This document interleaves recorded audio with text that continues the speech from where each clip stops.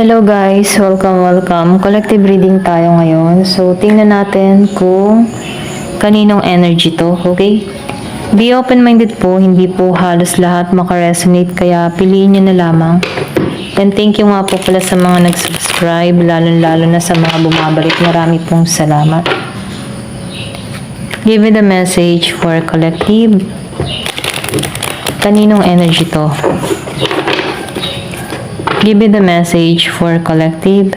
Kaninong energy to?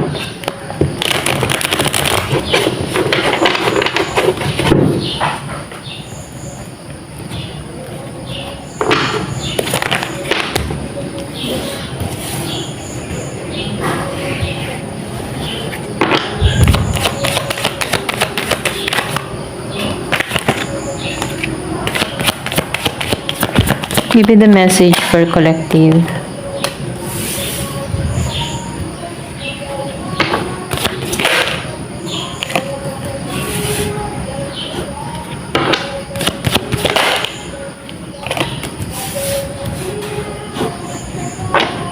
Give me the message, kaninong energy dito.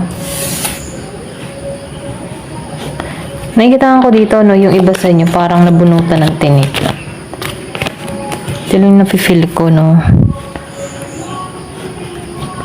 Nakikitaan ko dito tapos na yung pag-iintay mo. Yung iba sa inyo merong iniintay na papeles, merong iniintay na travel, may inaantay na tawag, ano. Meron ako nakikita ditong pag-alis, okay? Yung iba sa inyo, no, pwedeng nagbabalak ka mga ibang bansa. Meron ditong tagumpay na naghihintay sa tao na to. Okay? So, nakikitaan ko dito yung renewal, bagong simula sa tao na to. Okay? Yung bang tipo na naghahanap siya dito ng fresh start sa kanya. Ando siya sa bagong yugto ng buhay niya na kung saan bago lahat. Okay? Meron ako nakikita dito na magiging stable yung kanyang nararamdaman, ano. Tapos na yung mga suliranin, sakit sa ulo, mga ganun, ano. So, nakikita ko dito yung pag-usad, okay? So, nakikita ko dito na may pag-alis okay? Kumbaga, tapos na yung mga pag-iintay, ito na yung bagong simula, okay? So, nakikita ko dito yung nagiging matalino sa sitwasyon. Kumbaga yung mga nangyari sa'yo, okay, na mga pagsubok ay naging panandalian lamang to, okay? Yung iba sa inyo nagkaroon din ng problema sa relasyon, di halos lahat, ha? Pero ganun pa man, ano, kumbaga, yung iba nagiging nilang matalino sa sitwasyon dito, okay? Yung bang tipo na hindi mo na muna pinag-iisipan pagdating sa relasyon, ano? Hindi ka muna natanggap ng bagong pag-ibig, okay? Nakikitaan ko dito, mas nakaset yung kaisipan mo sa goal mo, sa gusto mong ma-achieve, sa mga pangarap mo, sa tagumpay mo. Doon ka nakatuon, ano? Dito sa Ace of Pentacles and Ace of Swords. Nakikitaan ko dito nagiging kang matalino sa bawat hakbang na gagawin mo. Pinag-iisipan mo talaga tong maigi. Ito lang nafe-feel ko sa'yo, no? Kasi nakikitaan ko dito na fresh yung kaisipan mo na kailangan kong magtagumpay, kailangan kong ma-achieve to. Tama mo na ang love, okay? Hindi mo priority ang new love, okay? Ito lang nakikita ko dun sa iba, no? Mas nakatuon ka makamit yung pangarap mo, yung determinasyon mo dito, gusto mo tong makuha. Ganun yung energy mo dito. So, nakikita ko dito na stable ka sa nararamdaman mo. Okay? Alam mo yung gusto mong mangyayari. Alam mo yung gusto mong makamit. Kumbaga, focus ka, ayaw mong magpa-disturbo, no? Sa kung ano pa man. Kasi malaki yung transformation na nangyari sa'yo, okay? So, nakikita ko dito na ikaw, tinatanggalan mo na yung mga alalahanin, yung mga responsibilidad, sakit sa ulo, tinatanggalan mo na yun, okay? Or pwede rin natutunan mo tong tanggalan yung mga toxic, okay? Mga negative vibes, aware ka na sa mga desisyon na ginagawa mo, aware ka na kung sino yung pakikisamahan mo, aware ka sa emotion mo, okay? Dun sa iba, no? So, nakikitaan ko dito yung pag-iingat mo, okay? Nagiging kang maingat sa desisyon na gagawin mo. Ito rin nakikita ko. So, nakikitaan ko rin din sa'yo, no?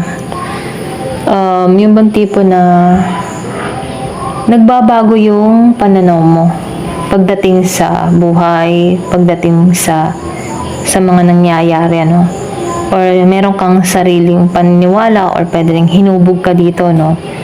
Merong pagbabagong nangyari sa'yo kung bakit nakatuon ka sa goal mo. Ito lang nakikita ko, no?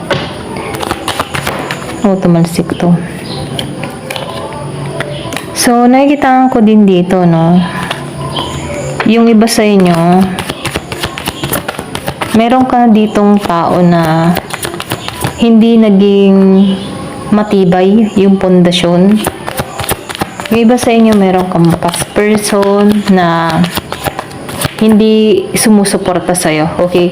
Hindi sumuporta sa gusto mo, okay? Kumbaga, nakikitaan ko dito na itong tao nito, nagiging siyang selfish, you know?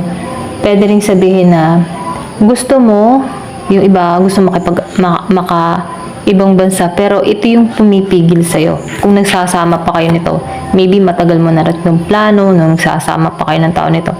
Pero ito yung humahatak sa'yo or pumipigil sa'yo para hindi ma-achieve yung pangarap mo. Okay? Kumbaga, nakikitaan ko dito na gusto nito na kontrolado ka. Okay? Gusto nito na wala ka. Para nang sa ganun, no, nakadantay ka sa kanya. Kung alam mo yung dantay, ano, yung parang nakadepende ka sa kanya. Okay? Ito yung nakikita ko. So, meron dito na yung sinabi ko sa kanya, no, gusto ng tao na to na palagi ka nakadantay sa kanya para nang sa ganun, no, kontrolado ka niya. Pero nakikitaan ko dito na meron kang pangarap meron kang gustong marating, gusto mong maka-save ng pera, makaipon, okay? Pero itong tao nito, ayaw nito na magkaroon ka ng sariling pera para hawakan niya, okay? Gusto nito, kontrolado ka, hihingi ka sa kanya, ganun, ano? Gusto nito na lagi kang, ano, dumidepende para hawak ka niya, ganun. Pero nakikitaan ko dito na yung iba sa inyo nagpumiglas or umalis ka dito or tinuon mo talaga yung pangarap mo, okay? Walang nakapigil sa'yo, okay? So, meron dito kang ginawa, okay? Yung sinabi ko nga, hindi ka nagpapigil, pumiglas ka. So, meron ditong action, mabilis na nangyari sa inyong dalawa dito or meron kang ginawang hakbang para gawin to o sundin yung mga pangarap mo. Kasi magtatagumpay ka dito, no? Yung iba merong nasa ibang bansa, okay? Kumbaga, merong nakaalis ng bansa. Ito rin nakikita ko or pwede rin may paalis ng bansa kasi meron dito tawag, okay? Na marireceive ka. King of Pentacles. So, nakikitaan ko dito, no? Magiging kang matagumpay dito, no? So, nakikitaan ko dito yung stability, abundance para sa'yo. Kung before, naranasan mo na pinagdadamutan ka or hindi ka binibigyan ng support dito, no? So, nakikitaan ko dito yung pagbabago, okay? Meron ditong ipagkakalob sa'yo or pwede rin dito ka mapunta, no, sa King of Pentacles na stable yung pamumuhay, okay? So, nakikitaan ko dito yung malaking pagbabago sa'yo. Ayan. Tingnan pa natin dito sa card na to. Kasi yung iba sa inyo, marami sa inyo, hindi ka sinuportahan ng tao mo, okay? And then, yung iba naman sa inyo, Nakikitaan ko dito na alam mo yung tipo na lumayo, okay? Lumayo ka sa tao mo. So, lumabas yung death reverse.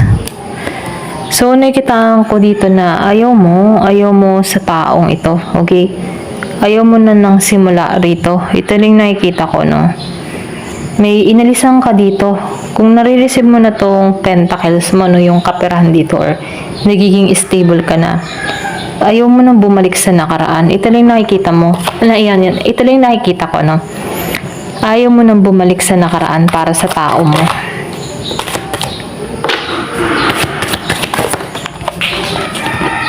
Wait lang, may nahulog. So, nakikita ko dito yung protest. Reverse. Naging ka ng malaya, okay? Malaya ka na sa gagawin mo, sa decision mo, okay? Kumbaga, hindi mo na kailangan mag-protest sa tao na to kasi nakuha mo yung kalayaan mo. Ito lang yung nakikita ko, no? Pwede yung iba sa inyo nasa ibang bansa na dito mo natagpuan yung kalayaan mo. So, nakikita ko dito imagination reverse. Kumbaga, nakikita ko dito na nasa realidad ka na, yung bang tipo na alam mo na yung reality, okay? Hindi ka na nagpapantasya kasi unti-unti mo nang nakakamit tong mga pangarap mo. Kumbaga, yung iba before, nag-i-imagine ka, gusto ko makarating dito, gusto kong pumunta dito, or mga ganun, Ngayon, hawak mo na okay?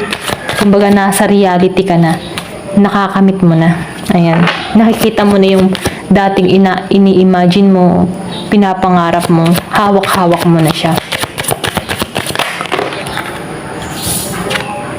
So, robbery, reverse. Lahat naka-reverse. So, nakikita ko dito na hindi ka na patago, okay? Maybe before, patago ka sa tao mo, okay? Kumbaga, bago ka magkaroon ng pera, pwedeng nangungupit yung iba sa inyo, patago sa tao niya, sa person niya.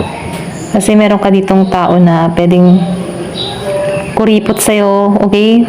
Yung iba sa inyo, nakikita ko dito, patago bago makakuha. Pero ngayon, nakikita ko dito na naghihikang maayos, malaya. Hindi mo na kailangan humingi pa, okay? Ito rin nakikita ko kasi meron ka ng sariling pera dito. So, nakikita ko rin dito, wala ka mang proof, okay? Kumaga, evidence reverse, wala kang proof sa tao nito na ng babae siya or something na wala ka mang proof na ganun. Pero ramdam mo, okay, na nagkaroon ka ng kalayaan dito. Kumbaga, hindi mo na kailangan ng pruweba para sa tao na to. Pwede rin sabihin na hindi mo na kailangan kasi nalaman mo na dahil matagal kayo nagsama ng tao na to, Ito na yung nakikita ko. So, meron ditong indulgement, reverse. So, nakikita ko rin dito, hindi ka madaling matukso, okay? Hindi ka na rin stress dito. Baga, hindi ka madaling matukso or hindi ka na matutukso ng tao nito. Natanggalan mo na yung stress, okay? Yung pakaramdam na feeling, lagi kang nag-iisip, nag-aalala. Natanggalan mo na to. Ito lang nakikita ko. So, ngayon, meron kang ngayong backup dito. Meron kang tumutulong sa'yo or pwede rin sabihin, meron kang team na sumusuporta sa'yo. Okay? Kumbaga, nafe-feel ko dito may pagkakaisa. Pwede rin sabihin yung family mo, mismong magulang mo, sinuportahan ka sa mga desisyon mo. Hindi ka man sinuportahan ng tao mo, okay? Pwedeng ka live-in partner mo, boyfriend, girlfriend, asawa, nagkaroon kayo ng hiwalayan dito. Hindi ka sinuportahan sa mga desisyon mo, Meron ditong 45, 37, 25, 52, 55 years old. Ngayon, nakikita ko dito na nagiging maayos, okay? Bagamat hindi ka sinuportahan ng tao mo, merong mga taong sumuporta sa'yo para ma-achieve yung pangarap mo. Give me the message. Ano pa yung mensahe?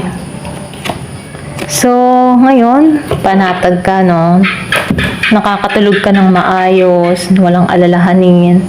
Satisfy ka sa nangyayari sa buhay mo. Komportable ka, okay? Ito lang yung nakikita ko, comfortable ka ngayon. Okay, maayos ang lagay mo. Nakakatulog ka ng maayos. Dahil sa mga pangarap mo. Okay? Yung iba sa inyo na-achieve na yung pangarap. Okay? Ito lang yung nakikita ko. Ayan. Thank you for watching. Love and peace.